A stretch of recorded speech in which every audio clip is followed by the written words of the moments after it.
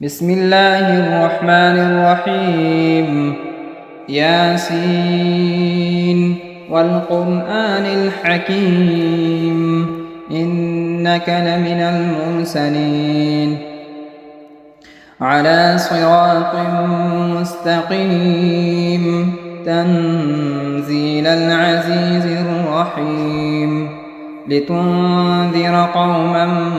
ما أنذر آباؤهم فهم غافلون لقد حق القول على أكثرهم فهم لا يؤمنون إنا جعلنا في أعناقهم أغلالا فهي إلى الأذقان فهم مقمحون وجعلنا من بين أيديهم سدا ومن خلفهم سدا فأغشيناهم فهم لا يبصرون وسواء عليهم أأنذرتهم أم لم تنذرهم لا يؤمنون إنما تنذر من اتبع الذكر وخشي الرحمن بالغيب فبشره بمغفرة وأجر كريم إنا نحن نحيي الموتى ونكتب ما قدموا وآثارهم وكل شيء أحصيناه في إمام مبين واضرب لهم مثلا أصحاب القرية إذ جاءها المرسلون إذ أرسلنا إليهم 2 فكذبوهما فعززنا بثالث فقالوا إنا إليكم مرسلون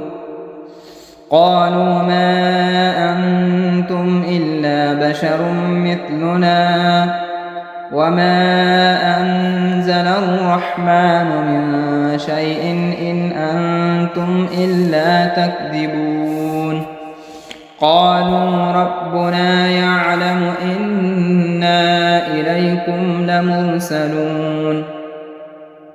وما علينا إلا البلاغ المبين قالوا إنا تطيرنا بكم لئن لم تنتهوا لنرجمنكم وليمسنكم منا عذاب أليم قالوا طائركم معكم أئن ذكرتم بل أنتم قوم مسرفون وجاء من أقصى المدينة رجل يسعى قال يا قوم اتبعوا المرسلين اتبعوا من لا يسألكم أجرا وهم مهتدون وما لي لا أعبد الذي فطرني وإليه ترجعون أأتخذ من دونه آلهة إن يردني الرحمن بضر لا تغن عني شفاعتهم شيئا ولا ينقذون إني إذا لفي ضلال مبين إني آمنت بربكم فاسمعون قيل ادخل الجنة قال يا ليت قومي يعلمون بما غفر لي ربي وجعلني من المكرمين وما أنزلنا على قومه من بعده من جند من السماء وما كنا منزلين إن كانت إلا صيحة واحدة فإذا هم خامدون يا حسرة على العباد ما يأتون يأتيهم من رسول إلا كانوا به يستهزئون ألم يروا كم أهلكنا قبلهم من القرون أنهم إليهم لا يرجعون وإن كل لما جميع لدينا محضرون وآية لهم الأرض الميتة أحييناها وأخرجنا منها حبا فمنه يأكلون وجعلنا فيها جنات من نخيل وأعناب وفجرنا فيها من العيون ليأكلوا من ثمره وما عملته أيديهم أفلا يشكرون سبحان الذي خلق الأزواج كلها مما تنبت الأرض ومن أنفسهم ومما لا يعلمون وآية لهم الليل نسلخ منه النهار فإذا هم مظلمون والشمس تجري لمستقر لها ذلك تقدير العزيز العليم والقمر قدرناه منازل حتى عاد كالعرجون القديم لا الشمس ينبغي لها أن تدرك القمر ولا الليل سابق النهار وكل في فلك يسبحون وآية لهم أنا حملنا ذريتهم في الفلك المشحون وخلقنا لهم من مثله ما يركبون وإن نشأ نغرقهم فلا صريخ لهم ولا هم ينقذون إلا رحمة منا ومتاعا إلى حين وإذا قيل لهم اتقوا ما بين أيديكم وما خلفكم لعلكم ترحمون وما تأتيهم من آية من آيات ربهم إلا كانوا عنها معرضين وإذا قيل لهم أنفقوا مما رزقكم الله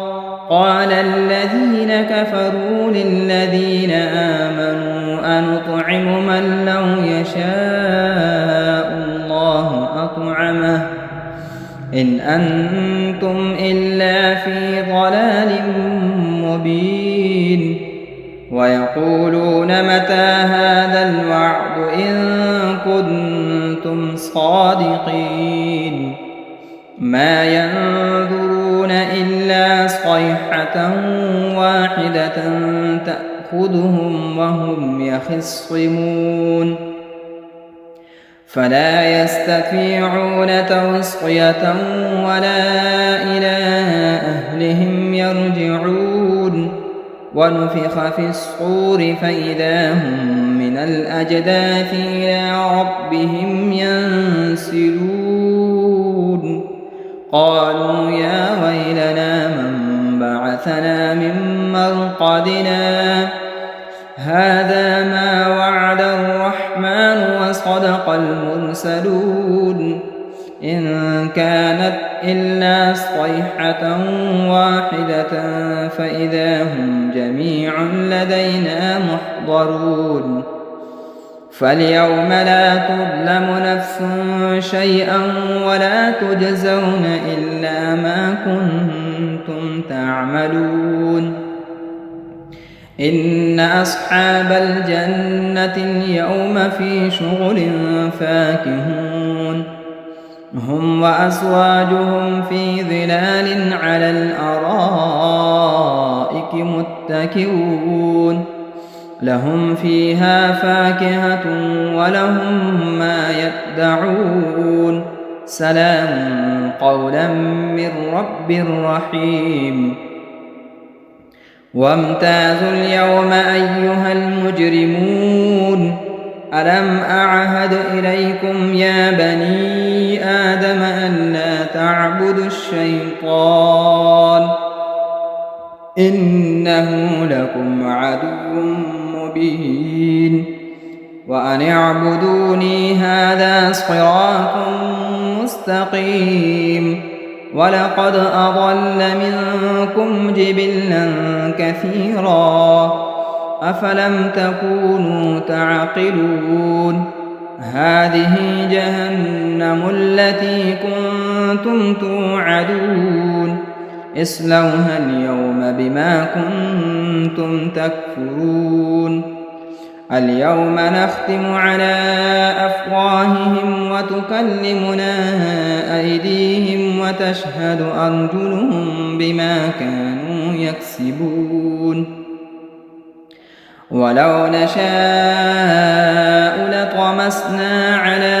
أعينهم فاستبقوا الصراط فأنى يبصرون ولو نشاء لمسخناهم على مكانتهم فما استطاعوا مضيا ولا يرجعون ومن نعمره ننكسه في الخلق أفلا يعقلون وما علمناه الشعر وما ينبغي له إن هو إلا ذكر وقرآن مبين لينذر من كان حيا ويحق القول على الكافرين أولم يروا أنا خلقنا لهم مما عملت أيدينا أنعاما فهم لها مالكون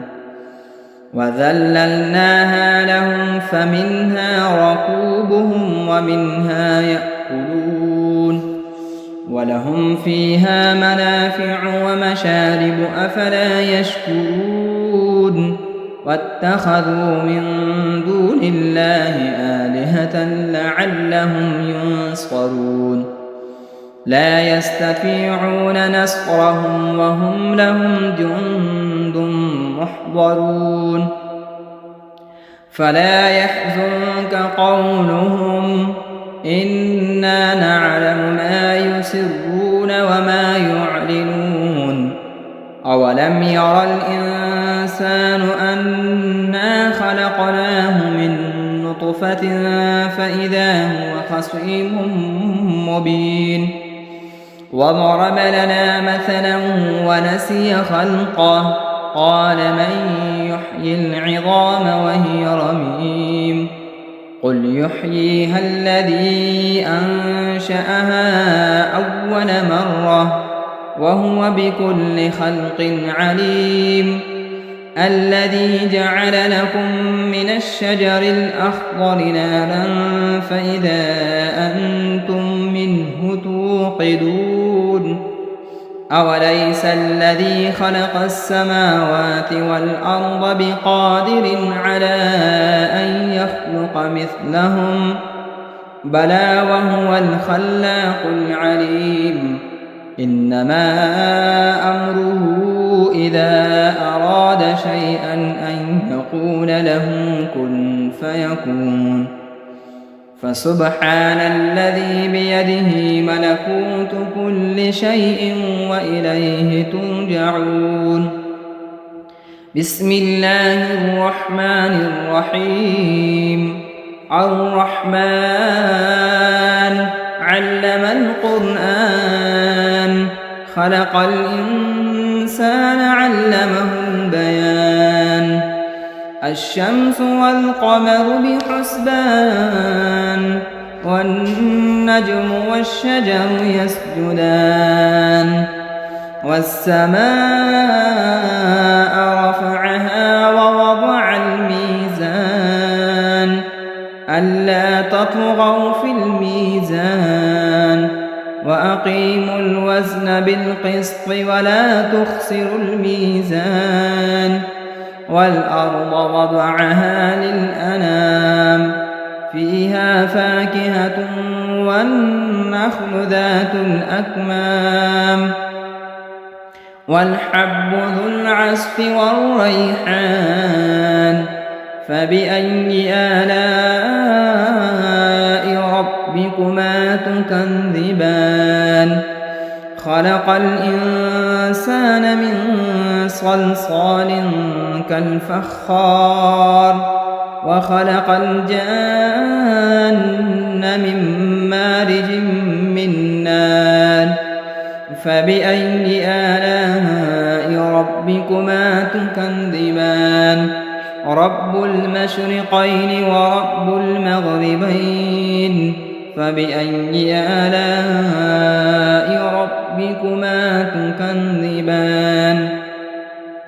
مرج البحرين يلتقيان بينهما برزخ لا يبغيان فبأي آلاء ربكما تكذبان يخرج منهما اللؤلؤ والمرجان فبأي آلاء ربكما تكذبان وله الجوار المنشآت في البحر كالأعلام فبأي آلاء ربكما تكذبان كل من عليها فان ويبقى وجه ربك ذو الجلال والإكرام فبأي آلاء ربكما تكذبان يسأله من في السماوات والأرض كل يوم هو في شأن فبأي آلاء ربكما تكذبان سنفرغ لكم أيها الثقلان فبأي آلاء ربكما تكذبان يا معشر الجن والإنس إن استطعتم أن تنفذوا من أقطار السماوات والأرض فانفذوا لا تنفذون إلا بسلطان فبأي آلاء ربكما تكذبان يرسل عليكما شؤاد من نار ونحاس فلا تنتصران فبأي آلاء ربكما تكذبان فإذا انشقت السماء فكانت وردة كالدهان فبأي آلاء ربكما تكذبان فيومئذ لا يسأل عن ذنبه إنس ولا جان فبأي آلاء ربكما تكذبان يعرف المجرمون بسيماهم فيؤخذ بالنواصي والأقدام فبأي آلاء ربكما تكذبان هذه جهنم التي يكذب بها المجرمون يطوفون بينها وبين حميم آن فبأي آلاء ربكما تكذبان ولمن خاف مقام ربه جنتان فبأي آلاء ربكما تكذبان ذواتا أفنان فبأي آلاء ربكما تكذبان فيهما عينان تجريان فبأي آلاء ربكما تكذبان فيهما من كل فاكهة زوجان فبأي آلاء ربكما تكذبان متكئين على فرش بطائنها من استبرق وجنى الجنتين دان فبأي آلاء ربكما تكذبان فيهن قاصرات الطرف لم يطمثهن إنس قبلهم ولا جان فبأي آلاء ربكما تكذبان كأنهن الياقوت والمرجان فبأي آلاء ربكما تكذبان هل جزاء الإحسان إلا الإحسان فبأي آلاء ربكما تكذبان ومن دونهما جنتان فبأي آلاء ربكما تكذبان مدهامتان فبأي آلاء ربكما تكذبان فيهما عينان نضاختان فبأي آلاء ربكما تكذبان فيهما فاكهة ونخل ورمان فبأي آلاء ربكما تكذبان فيهن خيرات حسان فبأي آلاء ربكما تكذبان حور مقصورات في الخيام فبأي آلاء ربكما تكذبان لم يطمثهن إنس قبلهم ولا جان فبأي آلاء ربكما تكذبان متكئين على رفرف خضر وعبقري حسان فبأي آلاء ربكما تكذبان تبارك اسم ربك ذي الجلال والإكرام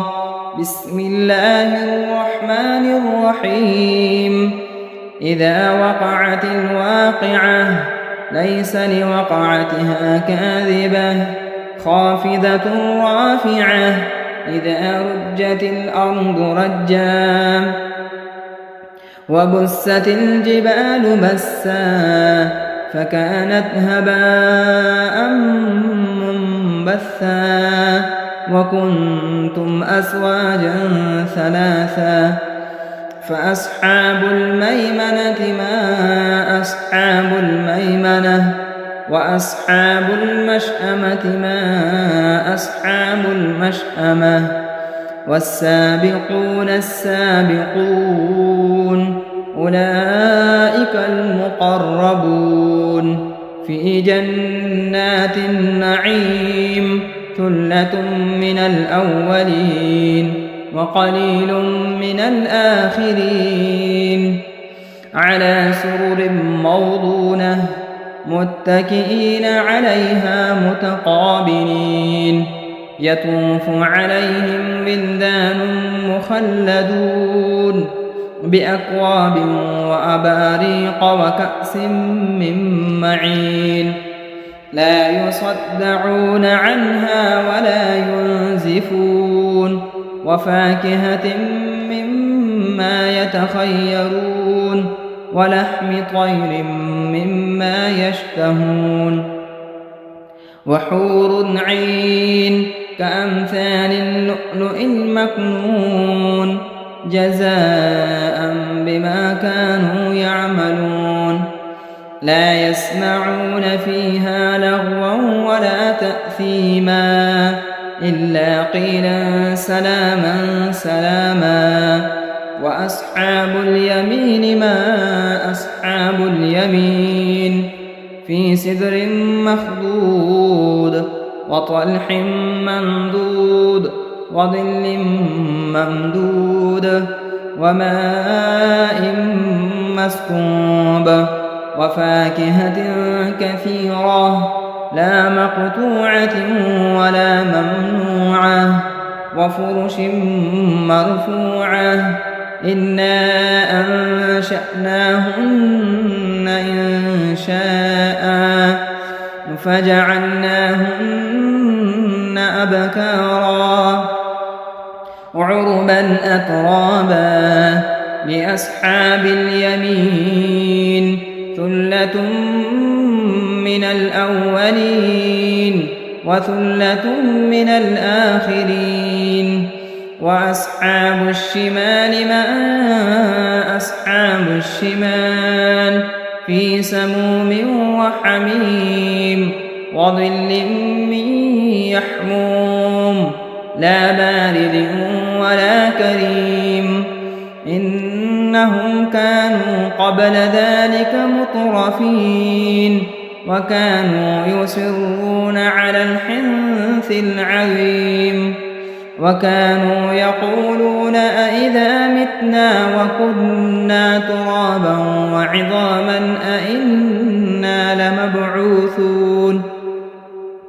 أو آباؤنا الأولون قل إن الأولين والآخرين لمجموعون إلى ميقات يوم معلوم ثم إنكم أيها الضالون المكذبون لآكلون من شجر من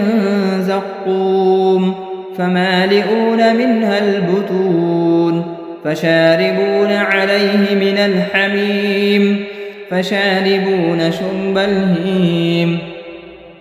هذا نزلهم يوم الدين نحن خلقناكم فلولا تصدقون أفرأيتم ما تمنون أأنتم تخلقونه أم نحن الخالقون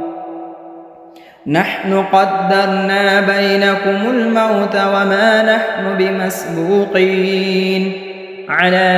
أن نبدل أمثالكم وننشئكم فيما لا تعلمون ولقد علمتم النشأة الأولى فلولا تذكرون أفرأيتم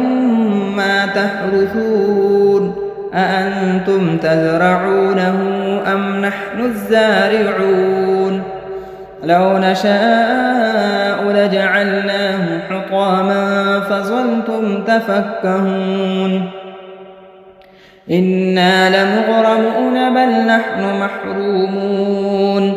أفرأيتم الماء الذي تشربون أأنتم أنزلتموه من المزن أم نحن المنزلون لو نشاء جعلناه أجاجا فلولا تشكرون أفرأيتم النار التي تورون أأنتم أنشأتم شجرتها أم نحن المنشئون نحن جعلناها تذكرة ومتاعا للمقوين فسبح باسم ربك العظيم فلا أقسم بمواقع النجوم وإنه لقسم لو تعلمون عظيم إنه لقرآن كريم في كتاب مكنون لا يمسه إلا المطهرون تنزيل من رب العالمين أفبهذا الحديث أنتم مدهنون وتجعلون رزقكم أنكم تكذبون فلولا إذا بلغت الحلقوم وأنتم حينئذ تنظرون ونحن أقرب إليه منكم ولكن لا تبصرون فلولا إن كنتم غير مدينين أرجعونها إن كنتم صادقين فأما إن كان من المقربين فروح وريحان وجنة نعيم وأما إن كان من أصحاب اليمين فسلام لك من أصحاب اليمين وأما إن كان من المكذبين الضالين فنزل من حميم وتصلية جحيم إن هذا لهو حق اليقين فسبح باسم ربك العظيم بسم الله الرحمن الرحيم تبارك الذي بيده الملك وهو على كل شيء قدير الذي خلق الموت والحياة ليبلوكم أيكم أحسن عملا وهو العزيز الغفور الذي خلق 7 سماوات طباقا ما ترى في خلق الرحمن من تفاوت فارجع البصر هل ترى من فتور ثم ارجع البصر كرتين ينقلب إليك البصر خاسئا وهو حسير ولقد زينا السماء الدنيا بمصابيح وجعلناها رجوما للشياطين وأعتدنا لهم عذاب السعير وللذين كفروا بربهم عذاب جهنم وبئس المصير إذا ألقوا فيها سمعوا لها شهيقا وهي تفور تكاد تميز من الغيظ كلما ألقي فيها فوج سألهم خزنتها ألم يأتكم نذير قالوا بلى قد جاءنا نذير فكذبنا وقلنا ما نزل الله من شيء إن أنتم إلا في ضلال كبير وقالوا لو كنا نسمع أو نعقل ما كنا في أصحاب السعير فاعترفوا بذنبهم فسحقا لأصحاب السعير إن الذين يخشون ربهم بالغيب لهم مغفرة وأجر كبير وأسروا قولكم أو اجهروا به إنه عليم بذات الصدور ألا يعلم من خلق وهو اللطيف الخبير هو الذي جعل لكم الأرض ذلولا فامشوا في مناكبها وكلوا من رزقه وإليه النشور أأمنتم من في السماء أن يخسف بكم الأرض فإذا هي تمور أم أمنتم من في السماء أن يرسل عليكم حاصبا فستعلمون كيف نذير ولقد كذب الذين من قبلهم فكيف كان نكير أولم يروا إلى الطير فوقهم صافات ويقبض ما يمسكهن إلا الرحمن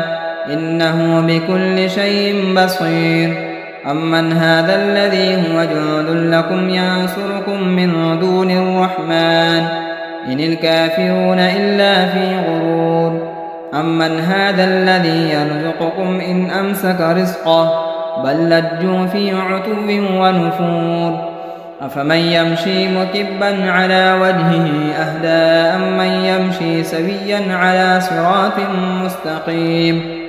قل هو الذي أنشأكم وجعل لكم السمع والأبصار والأفئدة قليلا ما تشكرون قل هو الذي ذرأكم في الأرض وإليه تحشرون ويقولون متى هذا الوعد إن كنتم صادقين قل إنما العلم عند الله وإنما أنا نذير مبين فلما رأوه زلفة سيئت وجوه الذين كفروا وقيل هذا الذي كنتم به تدعون قل أرأيتم إن أهلكني الله ومن معي أو رحمنا